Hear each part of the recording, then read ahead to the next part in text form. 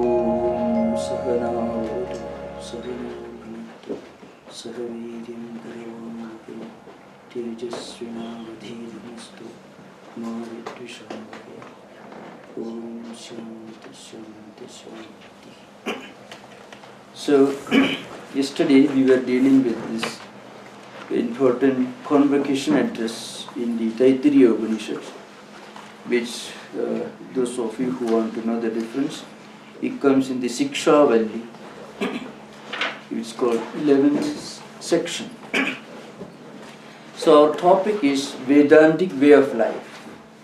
So as I said yesterday, the background, the foundation of Vedantic Way of Life is Vedic Way of Life.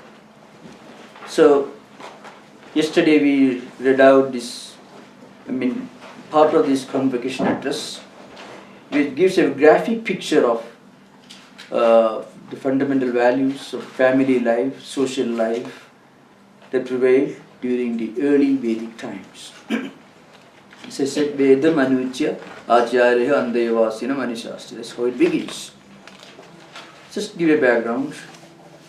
In those days, parents used to send their children, both girls and boys, for higher education to forest hermitages, where the saints and sages living in the forest hermitages used to teach them for 12 years. And then when they reached their maturity of age, they used to return home. And before they returned home, after completing their education, they used to be given a set of instructions which helped them how to live a harmonious life in their family and social settings, how to be an ideal wife or husband or sister and brother, and how to be an ideal householder. As I said earlier, this has nothing to do with asceticism or monasticism. It's purely all about life as it existed in the family. And what strikes us as very interesting is the Vedic social life was deeply spiritual without a life negating, a world negating philosophy. Very realistic, based on the fundamental values which are four in number, as I mentioned yesterday: Dharma, Artha, Kama and Moksha. The foundational values of ethics and morality, justice and fair play, which one should keep in mind in our pursuit of the means for worldly life. So, we already discussed the early proportion of it. Acharyaya priyam dhanamahritya prajatantum ma vivachetsi. You find it very interesting. The point is this: at the end of the education, the students were expected to give Guru Dakshina to the teachers. Guru Dakshina need not necessarily in the form of money. It could be in the form of service. It could be in the form of exchanging knowledge. And one important point which is mentioned here, which is the unique feature of Vedic way of life, and eventually the Vedantic way of life, which is incidentally found in all the Eastern social structures, societies. The continuation of a tradition or a succession. This, it's called parampara. The parampara, it means a flow. It's like a river flows. There's a continuity in the flow of water.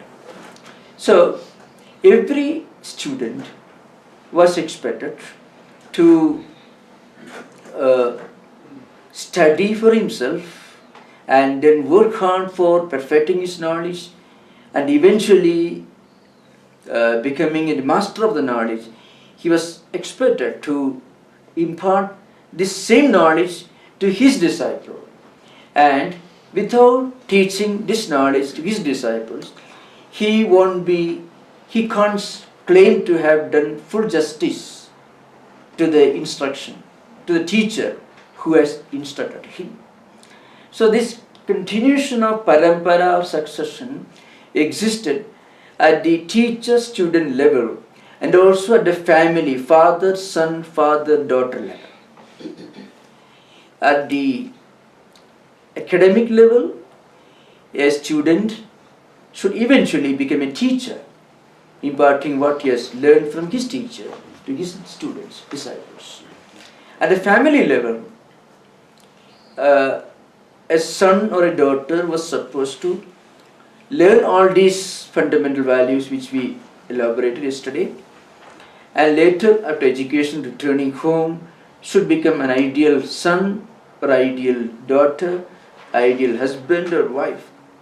And once they have reached their maturity of age and wisdom, going through the period of brahmacharya, garhasthya, two ashramas, two of the early stages of family life, that person should take to a life of retirement.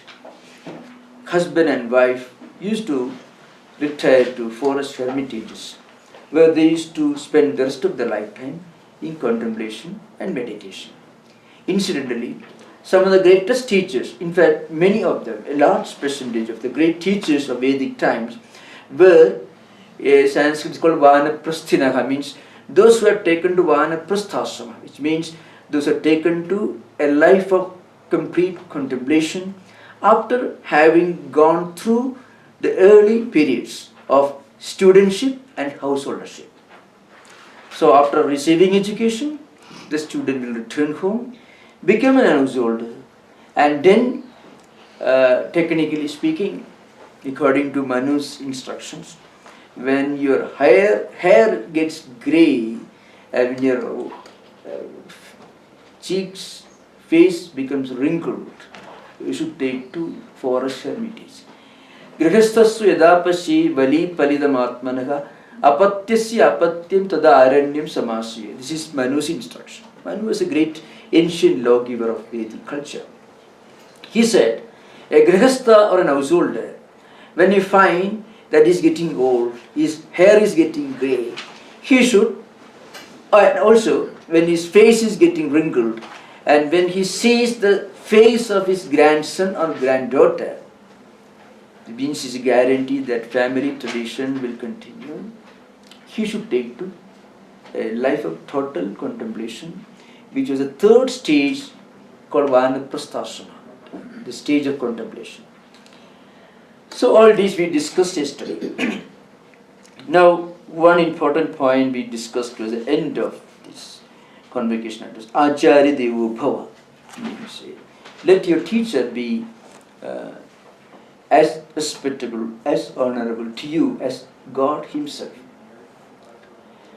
The place of mother and teacher, these are the very, very unique feature of Vedic way of life. If you read Rigveda Samhita, you can see perfect harmony in domestic life, and above all that, the sanctity of the institution of marriage, which is an important element of Vedic culture. In fact, one of the most unique feature of Vedic family life was the sanctity of the institution of marriage. So there were 16 sacraments which could be further extended to 40, including all the Vedic rituals. There were 16 important sacraments, beginning with birth itself, of which marriage was one of the most important and one of the most sacred sacraments. Marriage was conceived to be a pilgrimage. In the Rigveda Samhita there are mantras. It's called Vivaha Sukta. Those who knows Vivaha means marriage. Sukta means a hymn, elaborate hymn. It describes the fundamental values of the institution of marriage life. You know why I'm referring to these things? Yesterday I made a very important statement. Please remember, when you get a picture of the Vedic way of life, we'll be shocked to find that human civilization, human culture has gone down so much, degraded so much, gone backward so much from those sublime heights of Vedic social family life structure. The sanctity of human relationship, the sanctity of kinship, the stability of the institution of family relations, institution of marriage, all these were part of the Vedic way of life. When we talk about the secular way of life, when you talk about religious life, you find there was no fanaticism, because in the early Vedic period, you don't come across huge temples, elaborate rituals, worship, puja or anything. Mostly religious life consisted of doing fire sacrifices in the morning and evening, and meditation, prayer and so on. And the great Vedic teachers, in many cases the teachers were parents also, used to teach the highest spiritual truth through examples, mostly imageries and examples and illustrations taken from the open book of nature. That's something very interesting. There was no arbitrary theological belief systems which are imposed upon the society. I can just read one episode from the Chandogya Upanishad, which comes in Samaveda, where you find a combination of the beauty and the sublimity of family relationship combined with the highest spiritual wisdom, where a father teaches his son the highest spiritual truth, but the background of the episode is set in a very interesting family life situation. So I shall explain that today and then continue the conversation at this from the Taittiriya Upanishad. Is it audible? Yes. Eh? Audible? Yes. That mic has to. Oh, maybe it was not audible till now? No. It's audible here. Okay. So I will just read out this, as I said, this interesting episode from this Upanishad, the Chandogya Upanishad.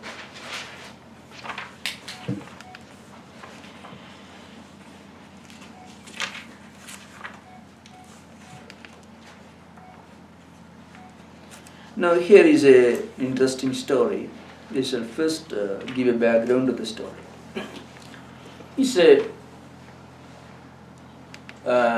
It gives you a glimpse into the realities of Vedic way of life.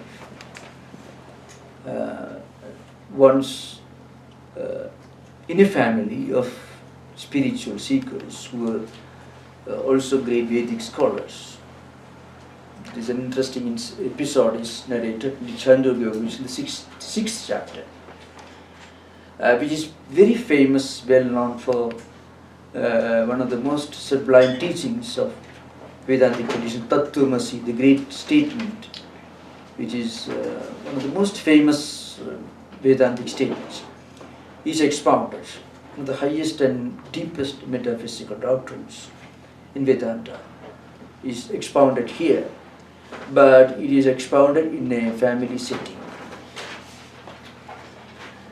It begins like this: Om Shetaketur Haruneya Asatam Kapita Uvaja Shetaketu Vasa Brahmacharyam Navai Saumya Asmat Kulenaha Anananuchya Brahmavanturiva Bhavati. This is the beginning. I am reading a bit fast because I just, it's the first mantra of the first section of the sixth chapter. I shall explain this. The father's name was Uddalaka, and he had a son name was Swetaketu. Now this boy didn't go to school during his early period of his life. The father was away for a long time. The father had gone to a distant forest hermitage where he was teaching Upanishads and Vedanta and Vedic way of life to his disciples. So he was away for a very long time. When he returned home, he found that his son had completely neglected his education. Maybe he may not listen to his mother's instruction. The father was away. Now, so the father scolds him. Shvetaketu, that's his name. The father's name was Uddalaka. It's a shame that you didn't go to school all these years. In our family, we have a great reputation. We never had anybody in our family who didn't go to school, who didn't have a good education. I mean Vedic education. You know what they will call you if you belong to a family of Vedic scholars, but who yourself did not go to school, did not study the Vedas. They would say you are a relative of a Vedic scholar. Brahmana means human Vedic scholar. You cannot be called a Brahmana because you yourself did not study the Vedas. But then you belong to that family. So there is no other name by which you could be called. Somebody, you are a relative of a Brahmana. You would be called yourself a Brahmana. You would be called a relative of a Brahmana, which is really a shame. Kshatrava, the man is weak and cowardly, can't do anything. And if he belongs to a tradition of warriors, Kshatriyas, he will not be called a Kshatriya, he will be called a relative of a Kshatriya, which is really not a very complimentary term.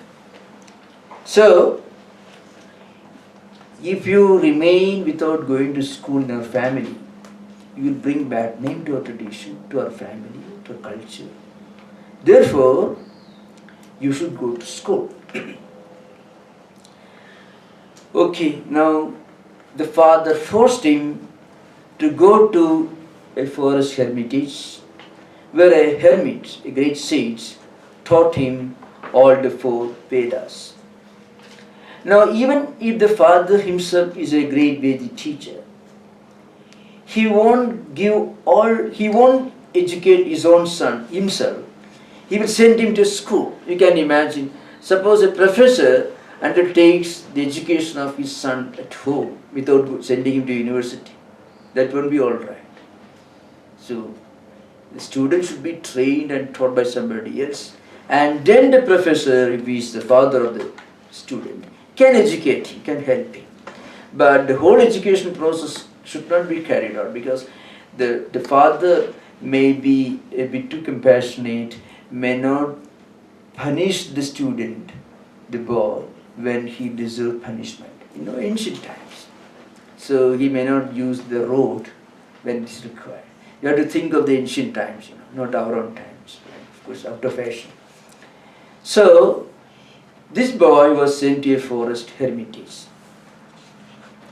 And then, after studying for 12 years, he returned home. Saha dvadasha varsha upetya chadurvimshati varsha sarvan vedan adhitya mahamana anuchanamani stabdha eva eyaya tankapidau vaja shvetaketu yattu soumya idam mahamana anuchanamani stabdha asi uda tasma esam apraksha. So there is I want to read this because it may be appropriate, reading fast, and then I shall explain.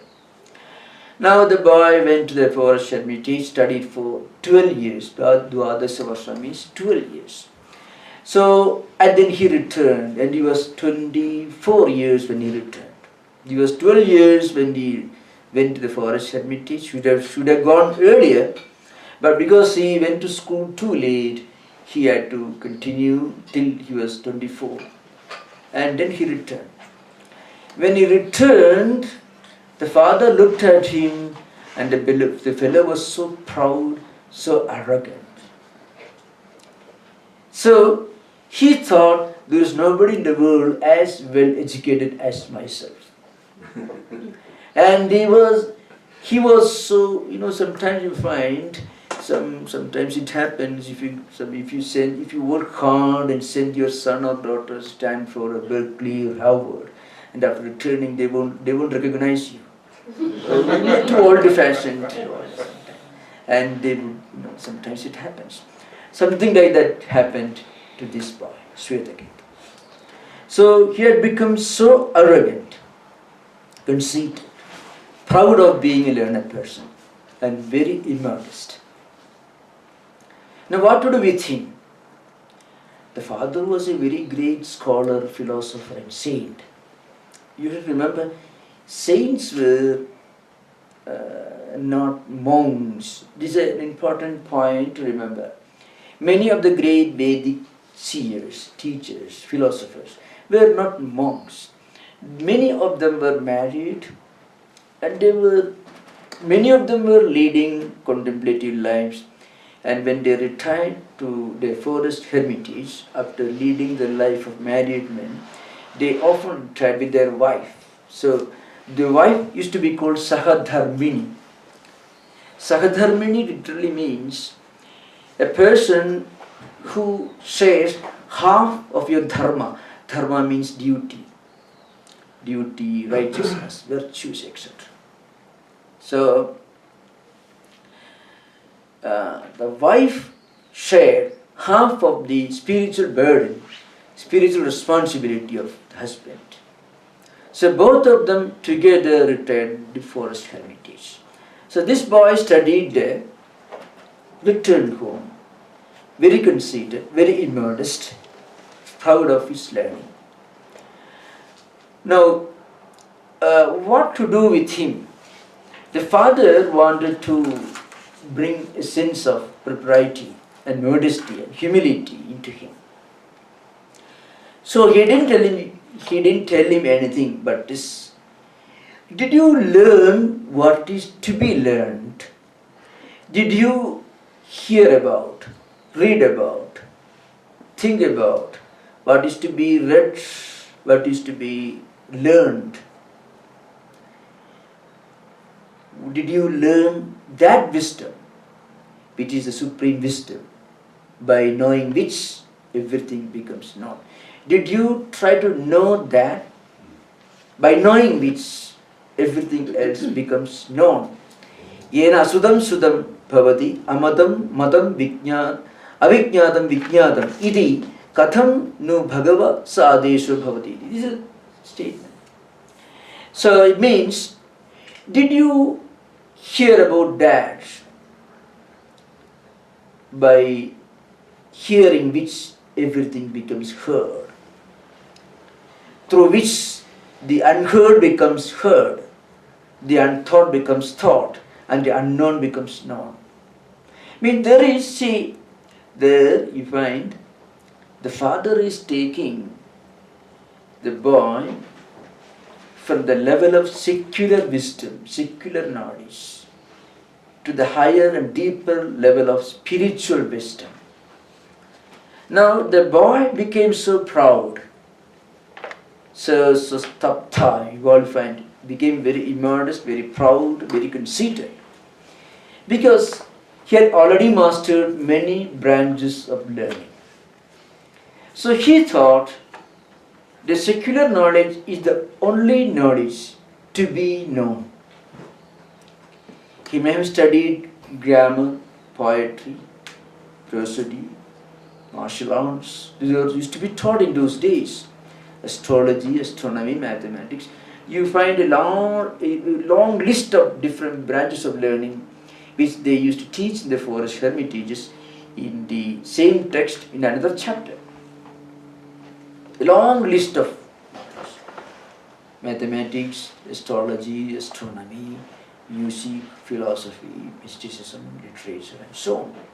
Phonetics is mentioned, Siksha, phonetics, some of these. So There's a long list of different branches of learning which used to be taught in the ancient forest hermitages. Now, this boy had mastered all these branches of learning, and he thought there is nothing more to be known. So he became conceited, modest and proud. Now what the father is doing is to point out to the boy, to make him understand there's a deeper knowledge, there's a higher wisdom, knowledge behind knowledge, that alone makes a person truly educated, truly wise. Because knowledge only helps us to know things and perhaps to make proper use of that knowledge for getting more knowledge at the secular level. But knowledge doesn't by itself teaches us to make proper use of that knowledge for higher wisdom, spiritual wisdom. So the father is trying to tell the boy, did you really learn that? Really, did you get that knowledge, which is the knowledge behind all other branches of learning? The boy said, well, no, Kathannu Bhagava Sadeshu Bhagava. I never knew that such a thing existed. The boy became modest. In the subsequent passages, he plays a trick. Maybe my teachers themselves did not know. That's why he says that. Otherwise, he himself says, Shankaracharya in his commentary makes. The boy thought that he was a very wise, intelligent person. So he was such a wonderful fellow. So the teachers had known, they would have taught him. Which means they themselves didn't know, because I am such a wonderful, brilliant student. That Shankaracharya makes a very interesting, revealing explanation in this commentary, which I am not going to read right now. But anyway, in this bhashya, in the commentary, now the father continues. Now look here. By knowing a lump of earth, all things made of earth becomes known. Suppose we have 1,000 pots and pans and glasses, different utensils made of clay in front of us. All are made of clay. Now, if you really want to know the basic elements from which all these different utensils are made, you don't have to do much. Just break one of the utensils, a small glass.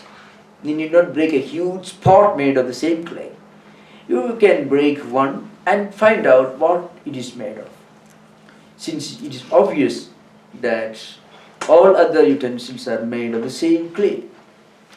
So you don't have to count, you don't have to analyze, you don't have to study every single utensil in front of you. You need only to know the basic structure, the element out of which the smallest of the utensils is made. Then you will know the basic element out of which everything else is made. Yatha soumya ekena mrpundena sarvam mrmayam vijnadam syat vacharambhanam vikaro namadheyam mrtigatyeva satyam. It continues the same statement. I shall explain. Yatha soumya ekena lokamanina sarvam lokamayam vijnadam syat vacharambhanam vikaro namadheyam lokamityeva satyam. Yatha soumya ekena nakha nikrumtanena sarvam karshnayasam vijnadam syat vacharambhanam vikaro namadheyam mrtigatyeva satyam. So, Karshnayasameva Satyameva. Saumedi Adesha Bhavati. These are the three examples, three illustrations are placed before the little boy. Remember, the father is making a background, he is preparing a background for the exposition of the highest spiritual truth in Vedantic tradition. The highest spiritual truth is Tattwamasi, the great statement. So you can see the background of Vedic life on the one hand. The parents sending their children to forest hermitages, and then when the student returns, testing the boy or the girl, depending upon the context, whether the person, the youngster, has already received the right kind of education. And if the student has not become modest and sincere, has become truly wise through his or her education, trying to bring some light of wisdom into him. All these you can see here. So here there are 3 examples. One example, as I said earlier, is the example of the clay. If you have 1,000 utensils made of clay in front of you, and if you want to know the nature of all these utensils, you need only to break the smallest of the utensils, a glass or a cup, and then you will know how all other utensils are made. Another example is, see, golden ornaments. Ha means metal, and here gold. Suppose you have several golden ornaments in front of you. You don't have to analyze everything. You take one and then melt and find out it's gold, then you will know that the same gold has gone into the making of all other ornaments. So also, the third illustration is the nail cutter, which is made of iron, cast iron or something. So, if you want to know the nature of different implements or vessels made of the same iron, you don't have to break everything. You don't have to analyze everything. Similarly, there is one great spiritual wisdom, spiritual truth, by knowing which you know all that is to be known.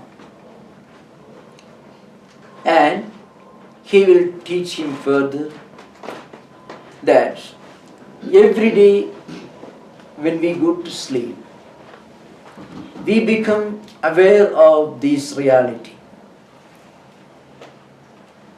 The same reality, the Atman, it is called Brahman, which is present in everything. So it is immanent in everything, which is all-pervading. It's also the transcendental truth. And that truth is not a thing that sits outside of you. It is your own nature. Tattwamasi, that reality is yourself. And one interesting instruction, this is a very elaborate chapter. Of course, this is not our central topic, so we cannot teach this whole chapter. But some illustrations I can give in front of you. He says, the father says, every day when we go to sleep, when we retire from waking and dream states, when we reach a state of deep sleep, when we enjoy a kind of indescribable bliss, blissfulness, when we are not aware of any problems that we face in the world, when we are in a state of perfect bliss, at that moment we get merged into that, but we are not aware of it. If we can reach that state of total identification with our own inner consciousness through spiritual practice, and not just by going to deep sleep, if we do that through spiritual practice, then we will know that we are something other than this psycho-physical mechanism. We are something beyond the senses, beyond the mind, beyond the body, beyond everything. We are the all-pervading Atman.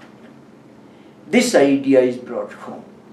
So, examples also give a picture, a glimpse into the mode of education of those days.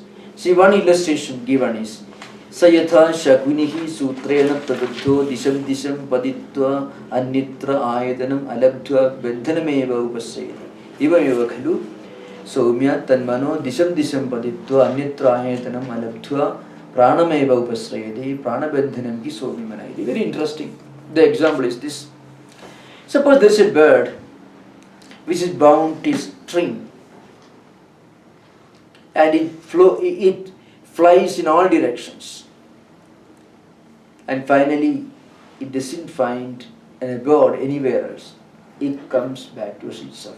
In the Gospel of Sri Ramakrishna you find an equally illuminating instruction. Suppose a ship is moving in the middle of the ocean and there is a bird.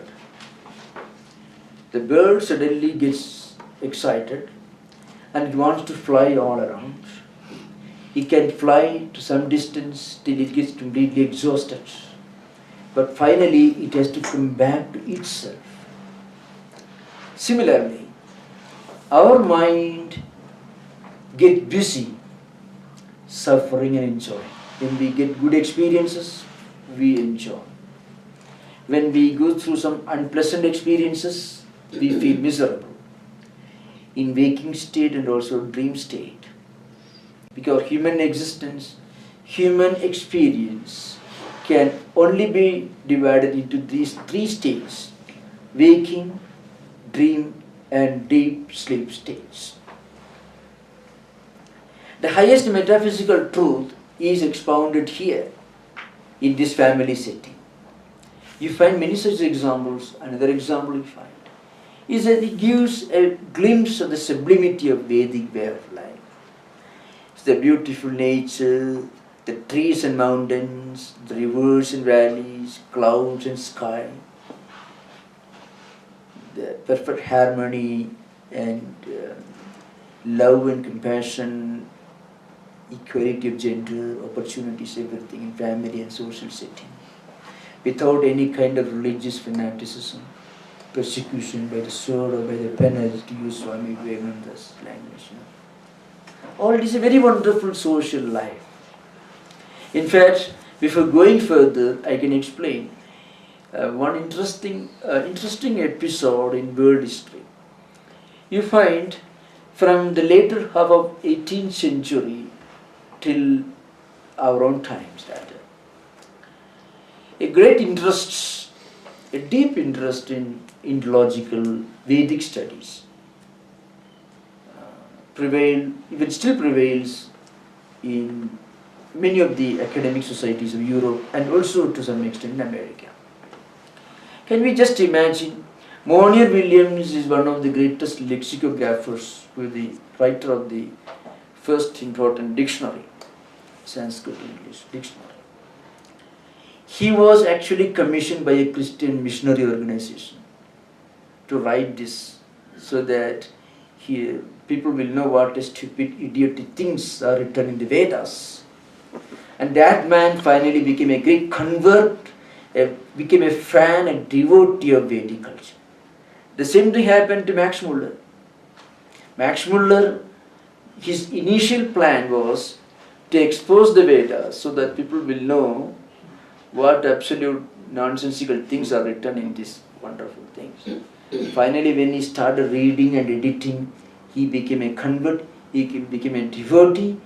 His wife and he himself completely devoted their whole life to study, to edit and write about Vedas, nothing else. This man never he was married. When Swami Vivekananda went to Germany, of course he went to Oxford, he met Max Muller in Oxford. I recently visited the building in where Swamiji met Max Muller. Max Muller was not initially a great fan of Vedas. But once he entered the Vedas, once he started reading the Vedas, he was charmed by the sublimity of Vedic way of life. And he writes about it.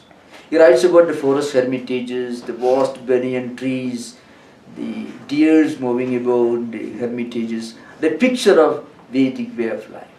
And this happened, in fact the list is so long and it continues to be longer even now, our own times. Max Muller, Windanis, Keyes, Colebrook, and several others, Roth, Putison, Hendrick, and so on. So what I want to say is, On the one hand, you can see the sublimity, the sanctity of family relationship, the purity and sanctity of the institution of marriage. All these you find on the one hand. On the other hand, you find a wonderful way of teaching the highest metaphysical truth. How a teacher is to lead a student by the hand, stage by stage, degrees by degrees, to the realization of the highest spiritual truth. So here, the teacher is father himself. His own father, Shwetaketu, is a student, father is Uddalaka. Giving an example, sometimes some external nature, you find trees and mountains, bees, all are illustrations in this chapter. But in this mantra, the illustration is human mind itself. Human mind travels all over the place in waking state. We suffer, we enjoy. So also in dreams, because in dreams we relive, re-experience what we have already lived and experienced through in waking state at the subtle level. In dream state, mind alone is involved. Senses of perception and senses of action are not involved, because in dream, in dark, you are sleeping, but you experience everything. In waking state, mind and also the senses of perception and the senses of action, all these are involved. So experiences in waking state are gross, experiences in dream state are subtle. But then the father says, the mind travels through all this, get fatigued, exhausted, and it goes to deep sleep, where the mind doesn't experience any conflicts, fully resting, identifying, merging into itself. That gives us a glimpse of the absolute reality. But at that stage we are not aware of our experience. We are experiencing, but we are experiencing without being aware of the fact that we are experiencing. Now Uddalaka will tell you in the Shankaracharya's commentaries, will make it clear. If we can have this blissful state through meditation, through self-control, through the control of the senses, then we become spiritually liberated. One of the most striking things is, there is no all-powerful, uncompromising God appearing and giving a strong command to obey me or else. Nothing of the kind. The teacher is telling the student, in this case the father is telling the son, you look around and see.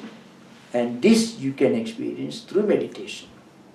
That example also comes in another episode of this same text. Now, another example, just to give. Another example is taken from the bees. Yatha somya madhu madhukrito nististhandi nanatyanam vrakshanam rasan samabhakaram ekadam rasam gamayanti. It's very interesting. So, if we experience this blissfulness every day, then why is it that we are not aware of it? We are not able to understand this. Everything gets mixed up. Now, the teacher is taking example of bees. Bees collect honeys from different flowers, all kinds of flowers. When they are mixed up, when it becomes honey, their individuality vanishes. So also, all rivers flowing to the ocean, when they merge with the ocean, they become one with the ocean. So the point is mentioned, the important point is, diversities and differences are only diversities and differences in names and forms. That's the central point which the father is teaching the son. That's why Vacharambhanam vikaro namadheyam muktigateva satyam. The clay alone is the reality. Different utensils, cups and saucers and pots and pans are made of clay. You call them by different names, they have got different forms. You can't use a big pot for drinking water. You need to use a cup made of clay. You cannot store water in a cup. You need a big pot. So depending upon the usage, we produce different things in different shapes and different sizes. And therefore we call them by different names. So diversity, plurality are all real only so long as we consider names and forms to be real. But names and forms are only relative because they are all made of the same clay. Beyond the plurality and diversity of names and forms, there is one absolute reality. And that reality is within you. You can realize that reality through meditation, through contemplation. It was this truth that Swami Vivekananda brought to America in 1893. These great spiritual truths taught by the ancient Vedic sages in the scriptures. So we can see this. I especially took this example because on the one hand, it gives you a picture of the family life, the method of instruction.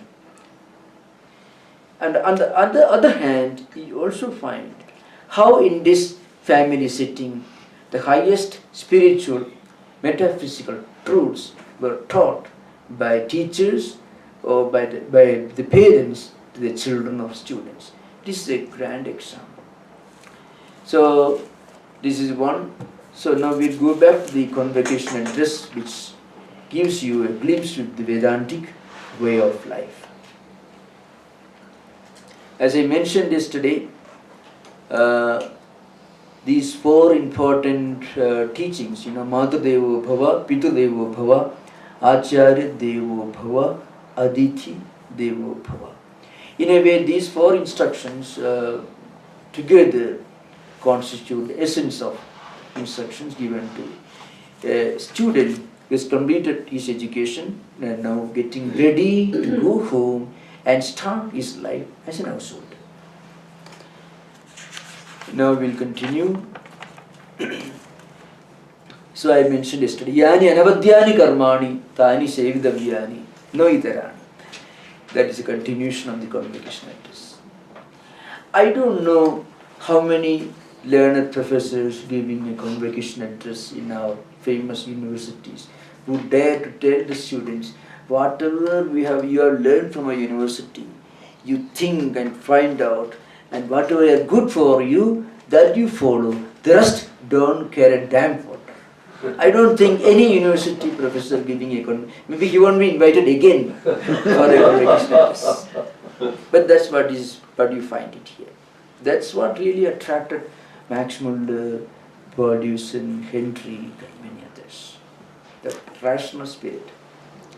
So here he says, whatever you find in our instructions, which are good for you, which you feel, using your own intelligence, intellect, reason, which you feel to be useful and reasonable to you, you accept them.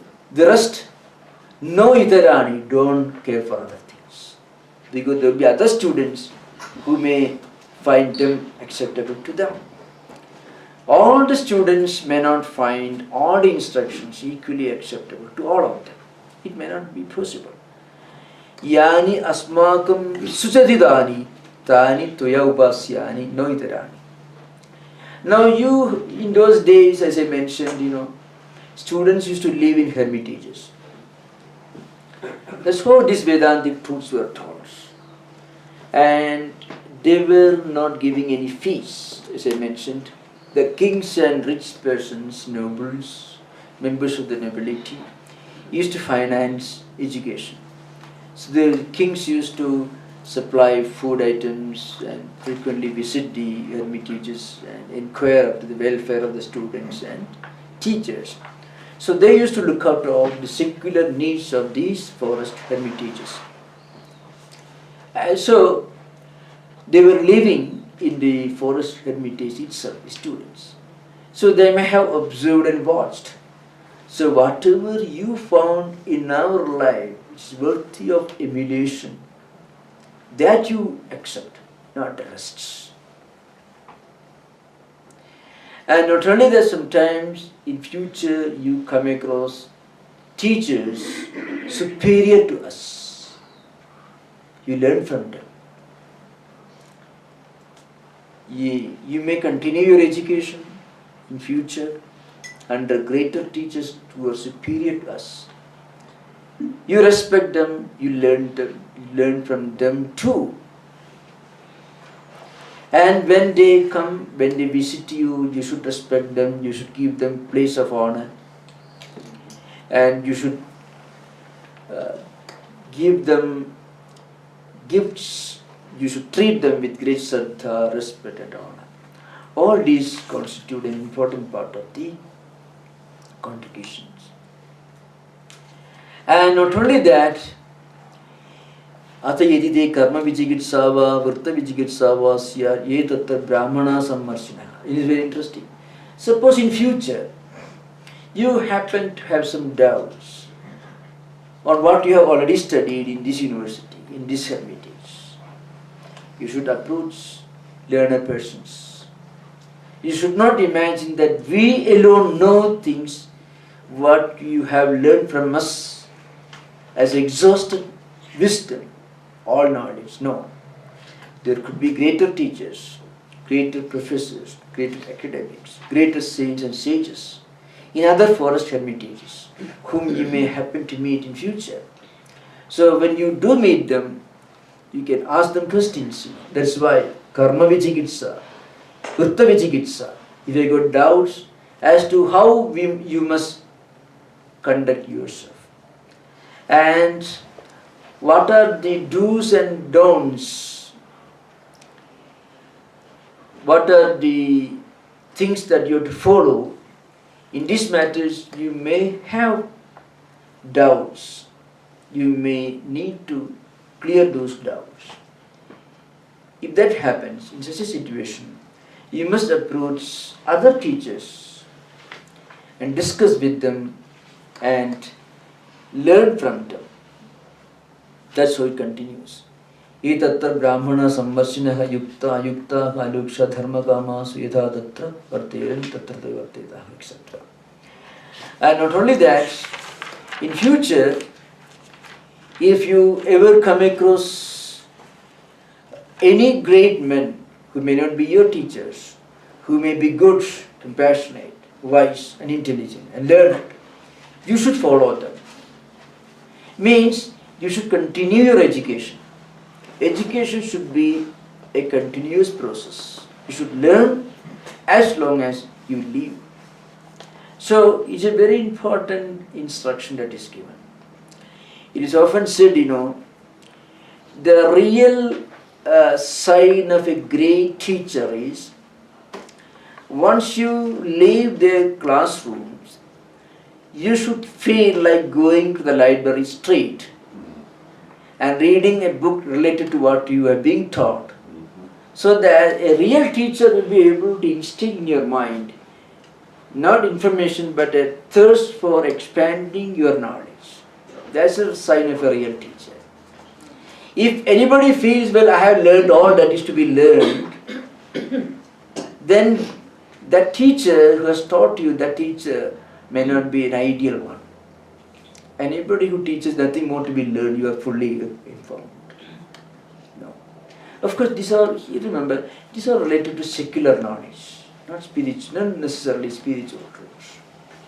Of course, secular branches of learning which may help you in knowing spiritual wisdom.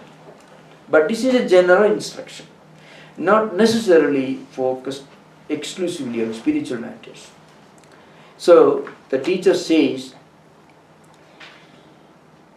after leaving this forest hermitage, when you go home, and in the course of time, if you come across other teachers, other professors, other learned men. You should ask them questions on how to practice and how to learn more and more, and you should respect them. So, the sign of a great teacher is that teacher instills in our mind a thirst for more knowledge. That's why I said, if you get a real teacher, when you leave your classroom, you will go straight to the university and take a book related to the topic you already studied. So that's what is meant by here. So not only that, another interesting thing. Yetatta brahmana samvarshinaha yukta yukta haluksha dharma gama syu yadha te tatra varteran dadhateshu tatra vartetha esha adesha esha upadesha esha veda upanishad etad anuशासनम evam uvasidavyam evam ujayitad uvasya. It's very interesting. When you come across learned men, wise men, you observe how they act, how they behave, how they conduct themselves in different situations. Yatha te teshu varteran tatha teshu varteta. You observe how they behave, how they act, how they conduct themselves, and try to coordinate, try to train yourself to conduct as they do, to behave as they do. Which means you should consider the whole universe as an open book, and the whole life as a continuous education process. You should always learn from others, from ideal men and ideal women, how to conduct yourself in different contexts. This is the instruction that we want to give you. Esha adesha, esha upadesha.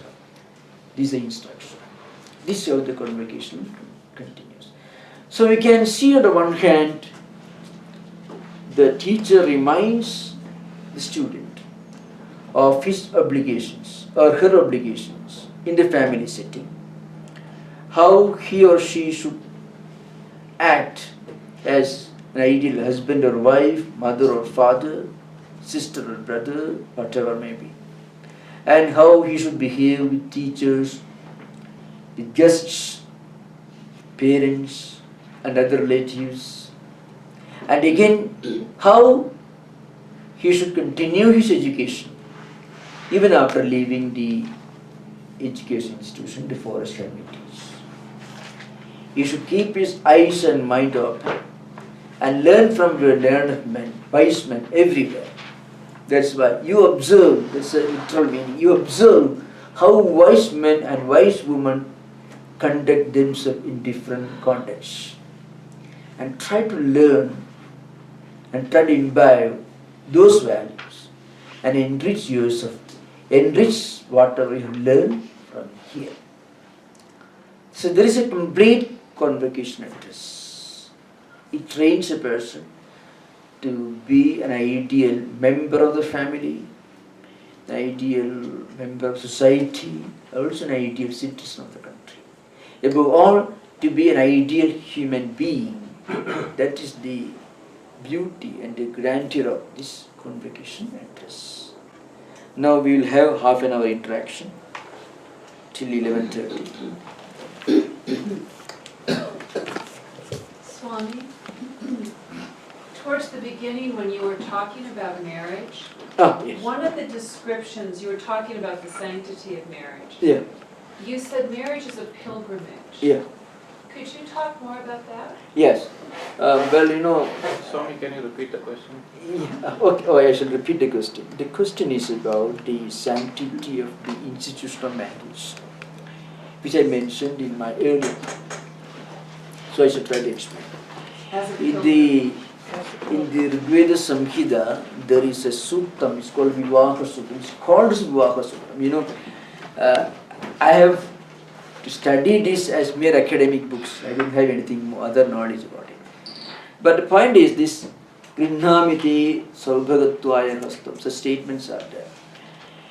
The many of the rituals involved in this sacrament imply that marriage is a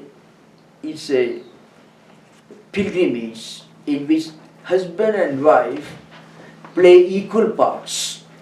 So dharma in a way it consists of the supreme goal of your life.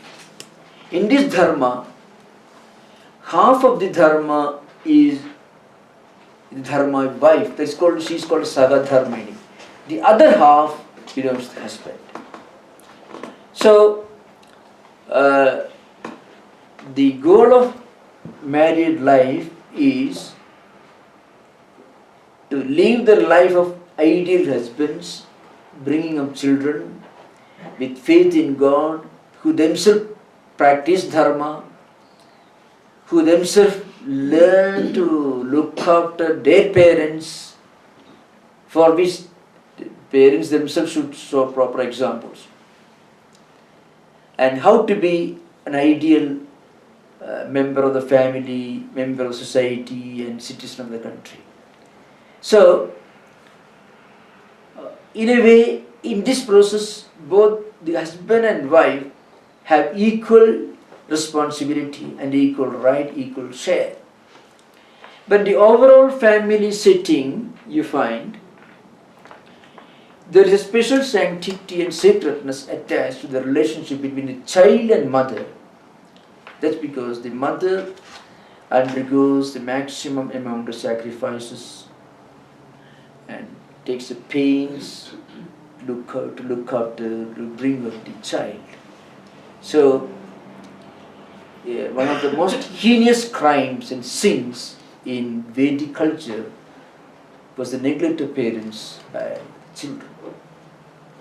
That's an important thing to remember. And the many stories are there, which of course I don't put in the Puranas, which are elaborations of some of the great ideas of Vedantic philosophy. So, in the family setting, as I said earlier, the first instruction is Madhur Devo Bhava. I can quote one verse from the Manu Smriti. Ubadhyaya Deshacharya Acharya tu Shatampida Sagasrena Adhigam Matuhu Gauravena Adirichi. This is the verse. Manu was a great lawgiver of Vedic times. He says, very interesting comparison, you can listen, it's a bit elaborate. In a university you have lecturers, sometimes some guest lecturers will come and give some guest lectures, on specific topics and go away, may come later. They are called Ubadhyayas, guest lecturers, or those who teach just a portion of the Vedic literature. Acharya is one who teaches the whole Vedic branch, maybe he can head of the department, who is responsible for teaching one whole text or one whole branch of learning in a university, equivalent to a professor who is responsible for teaching one whole branch of learning in a modern university is Acharya. The respect to be given to an Acharya is 10 times the respect to be given to a guest lecturer. So you can see in ascending order. The respect that you give a professor is 10 times the respect that you give to a guest lecturer. The respect that you give to a father is 100 times as much respect as you give to a professor. The respect you give to a mother is 1,000 times as much as you give to a father. That is the order. Upadhyaya Deshacharya Acharya tu Shatampita Sahasrena Adhigam Pitu Gauravena Adirichi. Means mother happens to be the most respectable, honorable person in the family sitting in Vedic times, and the relationship between a mother and child is supposed to be the most sacred. And according to Shankaracharya, who wrote some stotras, the Madhur Panchakam and all that, it is because the mother is the one who makes the maximum amount of sacrifice to bring out these children. So this is a very interesting aspect of the Vedic concept of family life. It's an interesting thing. There are many verses in the Bhagavata Puranas and the Puranas. It tells you, mother who doesn't bring up the child to be a God-fearing, etc., is not a real mother. The real mother is one who brings up the child. Mother also has a responsibility. You find many such verses, many of the later works which interpret Vedantic way of life in different contexts. Swami, does that mean that the purpose of marriage is to have children? Not necessarily. After all, continuation of the society, so family structure is an important part of human civilization. So marriage happens to be an important sacrament in any society. But in Vedic way of life, it is given, it is supposed to be a sacred institution. Because both husband and wife, they should observe some spiritual values before and after the birth of children, and they can bring up them with the proper care, and it is a spiritual responsibility of their part to bring up the children with fear of God, faith in God, and faith in spiritual values, and so on. So that later on they will understand the sanctity and they will return. See. But what if there are no children in a marriage? There is an interesting, there is some difference in Vedic. Those who don't have children, normally they take to contemplative life. Not in a formal way leaving their homes, but in their own homes they live a contemplative life. That's what. You find many such characters in the Puranic literature. Those who didn't have marriage, maybe husband and wife, they both concentrate on teaching. Many of the great sages and saints who lived in community didn't have children. So the number of children used to live in their forest hermitages. They used to look upon them as children. One interesting thing is, an ideal teacher should look upon his student and also son or daughter with the same equal affection. This is interesting. You find in many statements. An ideal teacher should treat students and also children with the same affection. Because the children continue the family tradition and the students continue the Rishi tradition, the spiritual tradition, this tradition learning and imparting knowledge. Prajatantum ma vivacchechi, you find this. Prajatantu, you know what it means? It means a thread that unifies the succession. At two levels. At the level of family life, through children. At the level of spiritual knowledge, through disciples. So, let's make it. Praja means children. Tantu means thread. So this continuation at both levels. At the level of family life through children, at the level of spiritual tradition through disciples. Yes. Can the teachings that we encounter in the Vedanta society, can they help in the same manner as far as hermitage? I'm not 5 years old anymore, and the ivory towers are pretty money influenced now. And even though I visit nature and hope to go to the mountains even higher than we are, it seems to me that the best way to learn is the way we're doing it here.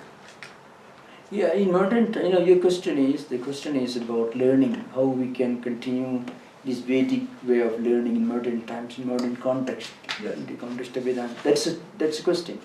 Well, here, just because in ancient times there were forest hermitages, we should have forest hermitages in modern time. We should not take that view, because according to times and circumstances and nations and cultures, there should be minor adjustments. But the basic fundamental teaching should be preserved. They can be preserved only if we make adjustments at other levels. If we become rigid They study only forest hermitage, then teaching and studying not taking place. So maybe a retreat center takes the place of a forest hermitage in modern times. That's the idea. Retreat center. That's it. Thank you. And the same principle can be applied in a university level as well, to elevate the level of education, Yes. or the quality of education. You know, many of the American universities with huge campuses, trees, and they're very wonderful places, in fact.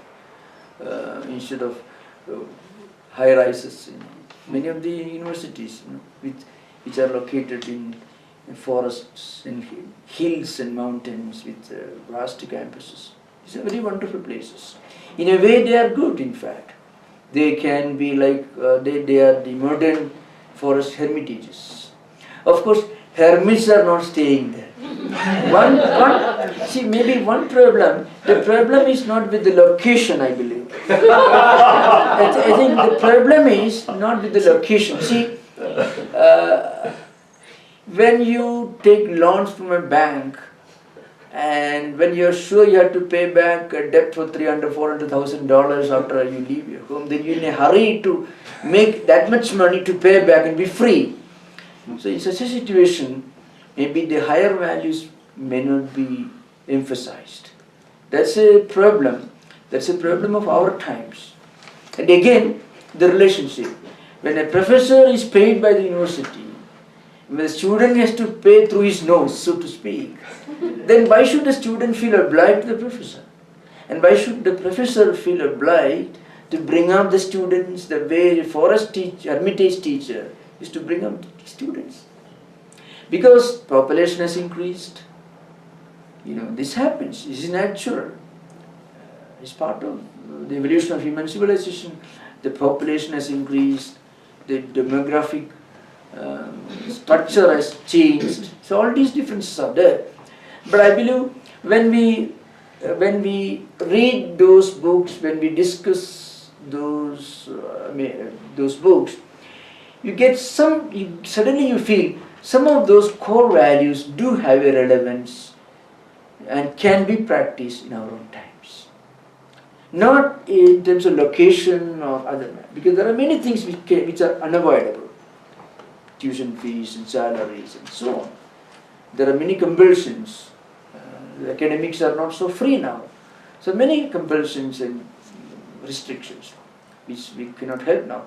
But once we understand them, perhaps there could be many philanthropists, academics, educationists can think of starting universities. See, there is an attempt to revive Nalanda University now. They have formed a huge academic group with academics from all over the world, including the Western countries and also Far Eastern countries, Japan, China, Thailand, also India. Nalanda was an ancient university where tens of thousands of students studied. It existed from 2nd century BC to about the 12th century AD. The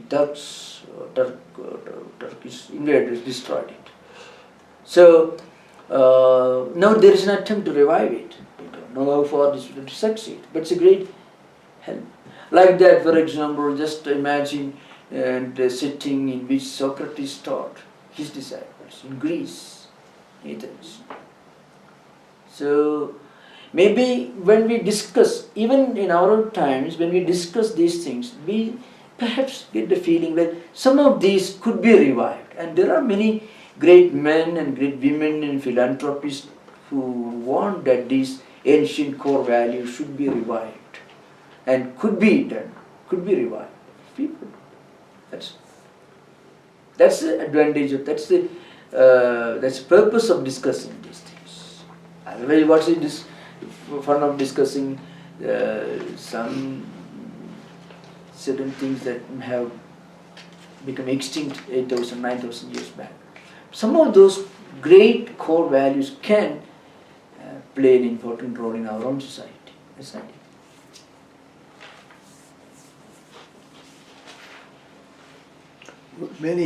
Many adults who are seeking further education do not go back to colleges. They go to Buddhist organizations, they go to the church. Exactly. So they are seeking a different kind of knowledge than you get at the university. Yeah, that's true.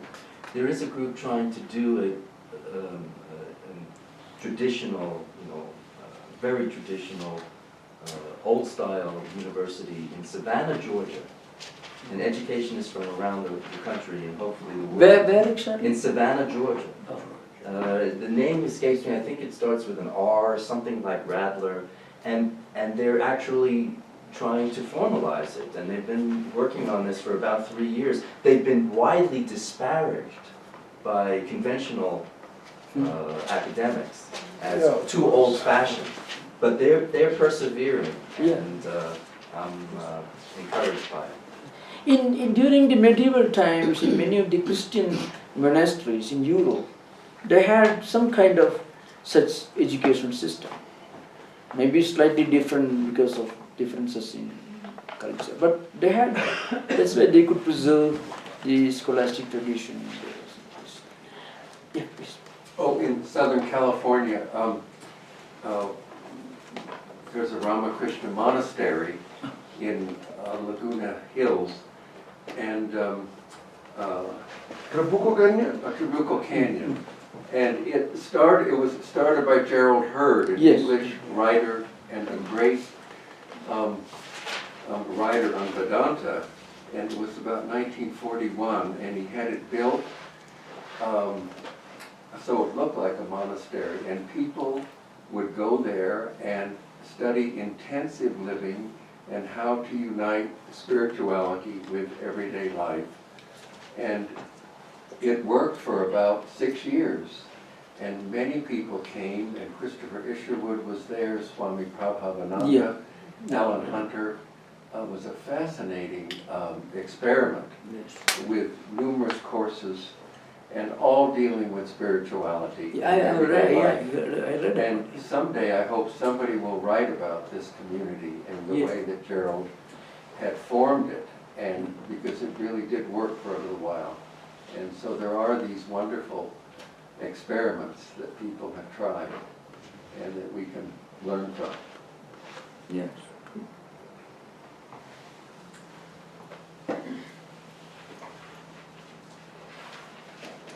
Swami, sometimes the Vedic age seems a little hard to believe, like it's too good to be true, sort of.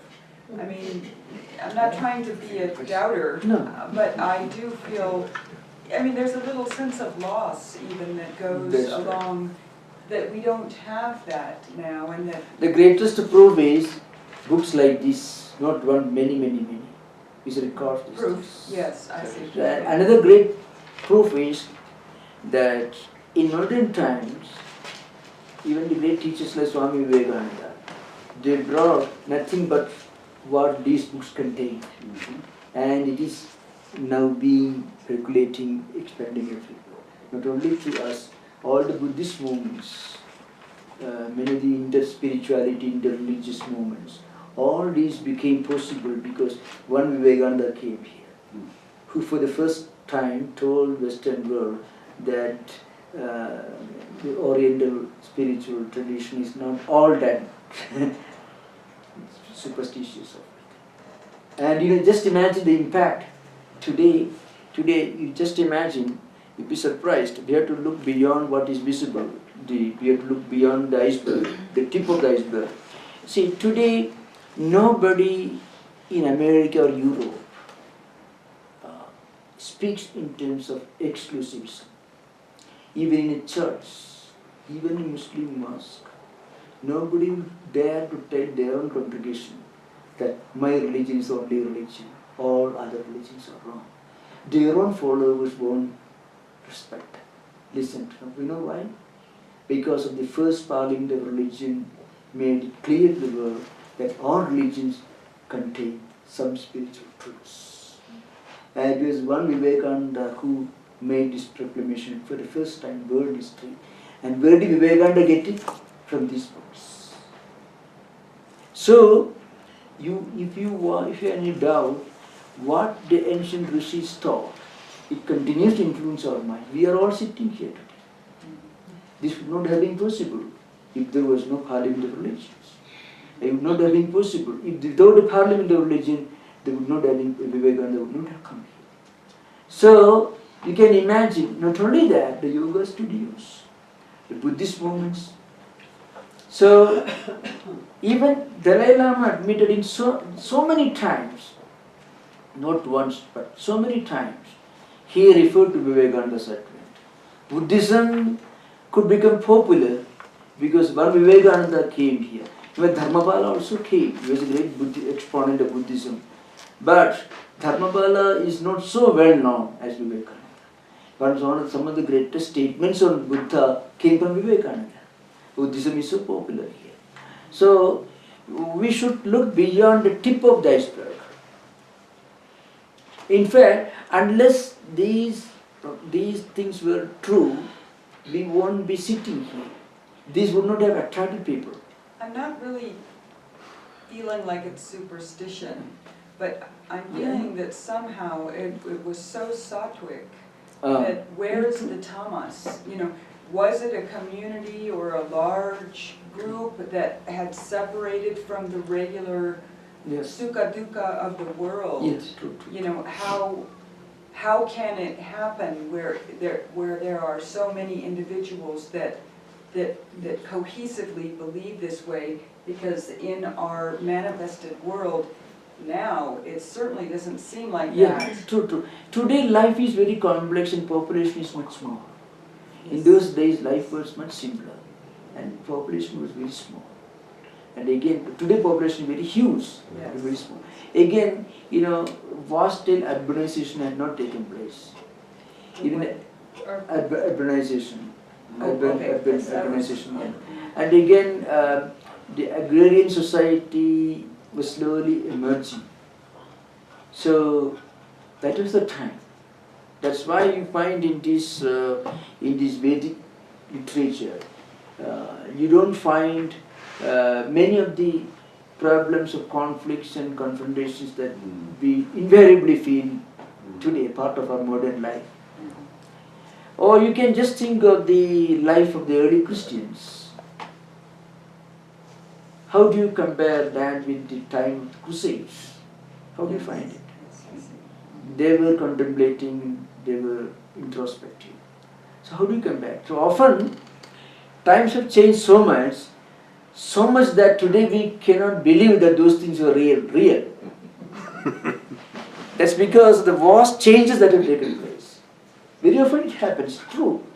Very often it's true. Maybe, as some of our friends here mentioned, even discussion of these ideas could help us, can inspire us into thinking, well, some of them could be practiced to some extent, at least in some smaller communes or societies, even in our own times.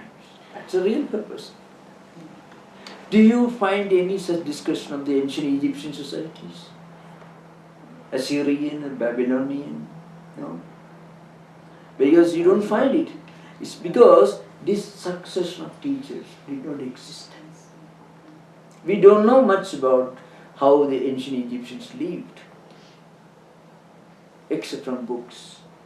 So this succession of teachers did not exist in these ancient civilizations. Or look at the Mayan or Incan. So, two evils of many of the ancient civilizations were absent in Vedic culture. One was cannibalism. The other was human sacrifice. Totally absent. They may have emerged subsequently in later centuries. But you never come across one was human sacrifice was absent and cannibalism. Both these were present in many of the ancient civilizations. They were the banes of ancient civilizations. Any anthropologist will tell you. So we'll continue the discussion maybe tomorrow. So thank you. Namaskar.